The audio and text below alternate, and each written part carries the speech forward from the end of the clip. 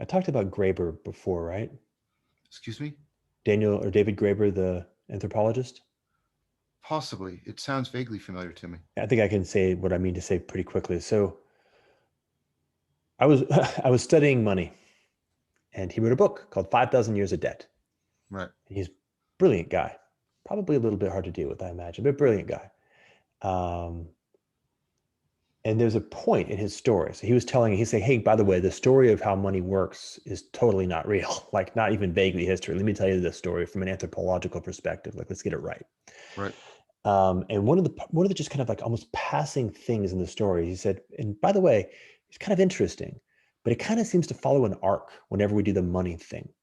You know, it starts out with real relationships, people who know each other, Right. and something along the lines of debt, and then something around the notion of externalizing those relationships into an artifact, Right. usually a pretty simple artifact like a chalkboard at a pub that happens to be the center of the village.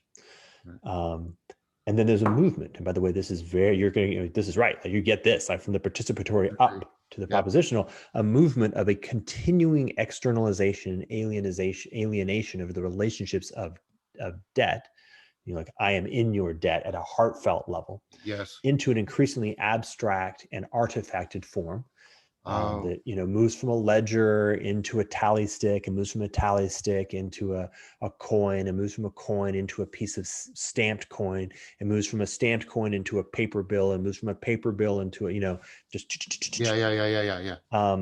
so he's like, there's that move, and here's the other move that I keep noticing: collapse. Right? There's actually a whole bunch of other stuff that happens. For example, you can't do highway robbery of the fact that I'm in your debt for telling me that story, John. Like there's no Yeah. highway robber who can come to me and extort from me the meaningfulness of the Buddha story. Right, Like right. it's insane to even think about it, because of course I would share it with them. Please listen. Yes. Yeah, Um, yeah. you can only steal gold, right? You can only steal alienated artifacts that are holding something which is a reification Mm, um, and an alienation of the real relationship, right? And that by itself creates a society built around alienation and reification and yes. Yes. propositional artifacting of relationality, which leads to a society that has two characteristics. One is that it explodes in superficial materialist proliferation, Yep. and the other is its soul shrinks and dies and it collapses. Yes. Yes. This seems to happen. Like he talks about the Bronze Age collapse in those terms. He was able to Oh, dig back interesting. behind that. Yeah. And he said, and here's the other thing that seems to happen, at which point he just leaves off because I think he just wasn't interested in going into it. Then you get religious revivals.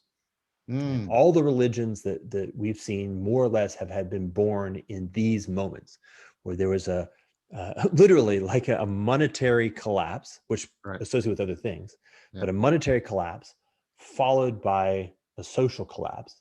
And then there was a new religion was born into it.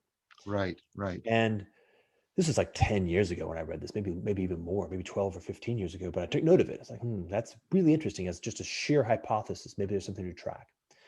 And I got to tell you, as days and weeks and months and years have passed on, more and more clearly, that's what's up. Mm, Right? So when we're talking about the sacred today, and in many of the conversations we've been having, the religion that's not a religion, to steal the culture, yep. is to reawaken the soul in this sense, right? To reawaken an awareness of this modality, Yeah. to and then to begin the process of supporting. Right? We're all now like learning together, co-parenting each other in Yes. the artfulness of living through and with this modality. And by the way, not exclusively, right? That's just as much of an error as Yeah. Yeah. as the other, Totally.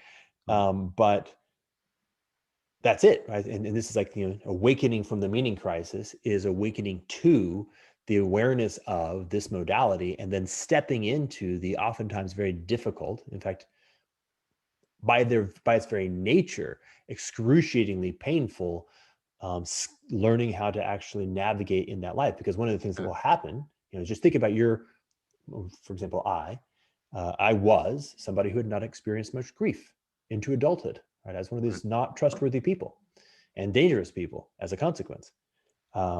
I should say, by the way, one of the interesting artifacts of our particular economic and political system is that that's how you rise to the top of power. Mm, This is how you get a psychopathic civilization. Right. is skillful avoidance of metabolizing grief and becoming mature goes hand in hand, not perfectly, but hand in hand with the kinds of skills that enable you to be very effective at kind of game theoretic sociopathy. That's a Um, and, great connection, and Jordan. that's how you get powerful. So Yeah. now you got a world run by powerful people who are dangerous and not trustworthy. Yeah. And that tends to collapse, by the way. So that's one of the Mm. reasons why it collapses and collapses in the way that it does. Okay, so I'm one of those people. And where's that? What's happening here? And in the process of awakening, come face to face, this is like AA. Right. I got a lot of shit I got to deal with, Yeah. right? Much of which I still haven't dealt with in myself. I got a whole bunch of defense mechanisms that have built up Yeah. over decades and have hardened. And the stuff that they're built around, therefore, are like festering wounds that have been sitting in there for decades. And of course, are wrapped around narratives and are Yes. wrapped around identity structures, right? This Yes. Gordian knot of self that has Yes. to be untangled. And every single time you untangle it, you kind of go through this process of coming to terms with the thing, but then the grief, Yeah. right? Yeah. Then the suffering of actually having to actually metabolize it and go through the thing that you avoided so studiously for so long, and all the interest, right? It buries interest. It carries a lot of interest. Um, and if you, and in my experience at least, there's an avoidance. Oh, okay, it seemed like it had to happen, and that sucks. I'm not going to do that. Maybe not quite so explicitly, but Yeah. you build some certain skillfulness and avoidance. And it's funny, actually, so many people, this is one of the things I want to really put out there because it's so true. It simply seems to be the case that the further along you go on that journey, the more preciously you hold those things that have survived not being worked through. Mm. Does that make sense?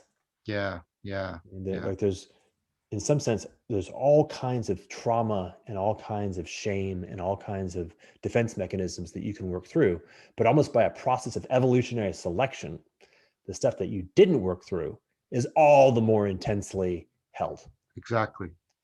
That's exactly um, right. which makes it a harder and harder thing to do, which is why we have to have friendships, right? It's Yes. only in relationship and only with increasingly intense and sophisticated and trustworthy and caring relationships that we can find a way to continue to kind of get through that. There's no singular way of doing it. So anyway, sorry, No, that was beautiful. I that thought the seems to me to connection. be the journey, as far as I can tell. Like if you really want to kind of wave your hands at where we are, and I mean this like at a geopolitical, socioeconomic, technological level. Like I'm going to use a lot of cool, nerdy words. It comes all the way back down to the fact that we're all going to have to heal a lot in all the ways. Really hard to do. Um, the only way for us to do it is to get better and better at being good friends and better at building this term sovereignty, building our own sovereignty and building our relationships, supporting each other from zero, from the base state. No preconceived propositions guiding what's up because that's all secondary. And if you allow that to become primary, it gets hardened on the inside and reifies itself back out into the world that you create.